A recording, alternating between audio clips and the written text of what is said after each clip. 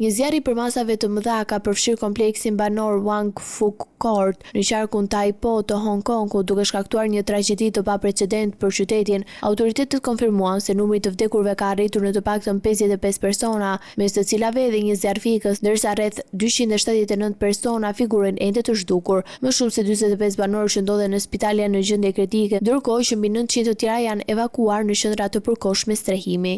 Zjarri nisi një ditë më parë edhe pavarësisht përpjekjeve të pandërprerura, ekipi zjarrfikësve ka hasur vështirësi ekstreme për të deportuar në katet e sipërme të ndërtesave për shkak të ndjesisë së lartë dhe shtollungave të dendura të tymit. Pamjet 22 orë pas shpërthimit të flakëve tregojnë se ato vijojnë të digjen në të paktën 2 kulla, 32 kaçe të mbështjella me rrjeta të gjelbra ndërtimi dhe skela tradicionale prej bambuje. Hetimet paraprake të policisë kanë nxjerrë në pa një skandal serioz sigurie sipas deklaratës zyrtare. Kompania e ndërtimit që merrej me punimet e mirëmbajtjes kishte përdorur materiale të pasigurta dhe të pacertifikuara për mbrojtjen e fasadës. Për më tepër, disa dritare të paprekura nga zjarri janë gjetur të mbyllura me shkum ndërtimi, duke bllokuar kështu daljet e mundshme të emergjencës për banorët. Ka arsye të forta se besojnë se drejtuesit e kompanisë kanë vepruar me neglizhencë të jashtëzakonshme, duke çuar në përhapjen e pakontrolluar të zjarrit dhe të humbjes masive jete, deklaroi policia e Hong Kongut. Për këtë arsye, 3 persona, 2 drejtorë dhe 2 konsult inxhinier